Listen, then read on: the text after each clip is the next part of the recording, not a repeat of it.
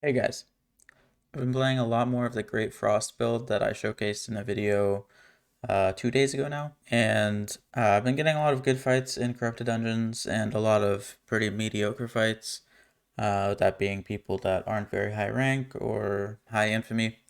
But I did get this fight versus Kaido Kido, which if we go over to his murder ledger here, he's not super high in the ranks on Stalker, but he is rank 41 on Slayer, and he was sitting at about 2 million infamy when we had this fight.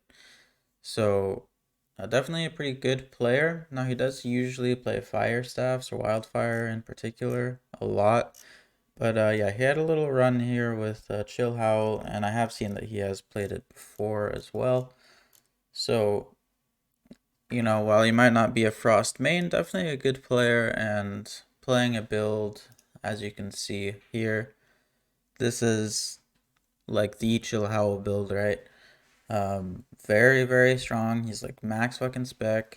Not that it matters that much, but still like good IP, good player, right? I figure I'd just break this fight down for you a little bit, but before we get into it, I just want to say it's a little bit funny. You see here he's using the Great Frost Staff. This is after he fights this guy, which is seed, one seed destroyer. I don't know how to, whatever did.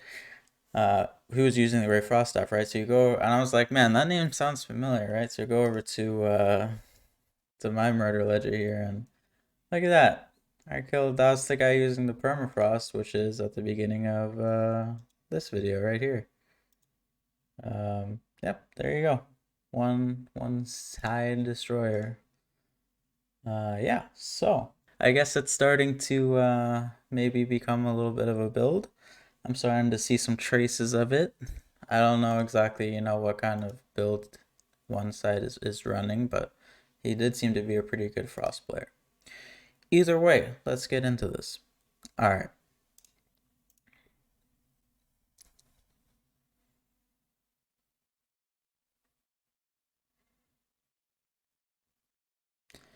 As you can see, immediately able to just outrange him by like a lot.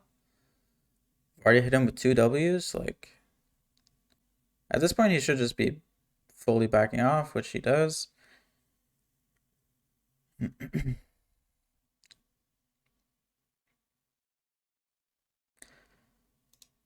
Okay, so if you don't know, you can use Hunter Hood or a different Reflect before the ice from Chill Howl actually entombs you or whatever, and you will reflect the damage from Chill Howl.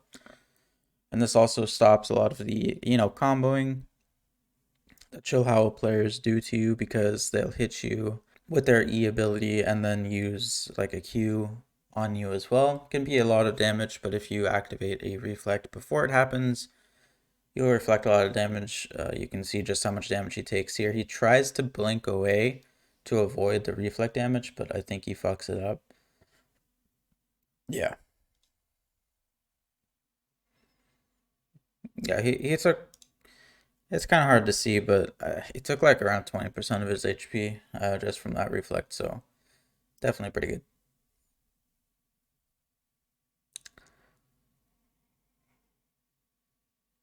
And this is like a lot of people have been asking me why I don't use Cultist Robe. That can happen to you, right? If you're like a lot of fire staffs are in the meta, a lot of regular builds are in the meta. I don't have obviously playing this build. I don't have a lot of ways of making distance and getting a good cultist robe off. So I would just essentially be getting hit a lot. Um, which in this guy's case made his cultist robe. I mean, it helped him a little bit, but I mean, barely, right? Much rather just have the reflect from Assassin Jacket in this situation. That's a misplay because I activated the toad or whatever that spews out this thing, so that's a bit unfortunate. That's a misplay from him. And at this point, he just jukes me out, and I get embarrassed, so I just auto attack him. So the nice thing with that W as well is that you can just use it right on top of someone and it pretty much hits. As you can see there, like using the W, I mean, there's almost no indication that you're going to use the W, and I think that's kind of what could potentially make like a good player of this build kind of stand out. Because you can, run at someone, make it seem like you're going to use the W, and then they can back off and try to avoid it.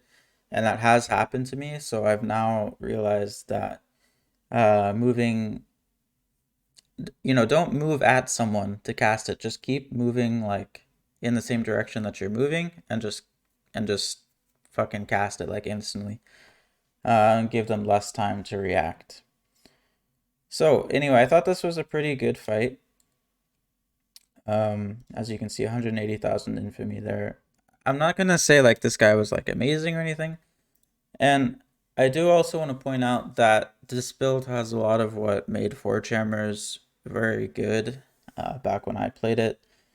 And that's that it has this like surprise factor where people don't know what the fuck is going on. And that's very useful because especially in Stalker Corrupted Dungeons, you're going to be fighting regular bows, you're going to be fighting fire staffs, you're going to be fighting dual swords, and like that's it. So whenever there's someone, I mean, I've received lots of whispers in game about like, oh shit, man, I didn't know what to do. Like I've never played that before, and it's like, yeah, you never played that before because you're just playing regular bow and Corrupted Dungeons all day. Like you don't know fucking anything. I thought this was a good fight to showcase, just because this is like my Frost build versus like the Frost build for Corrupted Dungeons. And obviously, I mean, maybe this guy didn't put up such a good fight. I feel like he should have reset fully once he realized what was going on. Obviously, he had the W mobility, so I feel like he could have. But, mistakes get made, and that's sort of just how it goes. Either way, that's about it. I've got a lot more fights that I've recorded, so if you guys want to see more, either me giving commentary on especially good fights or just me making a video on them, let me know, and I'll be sure to do that. So, either way, hope you guys enjoy.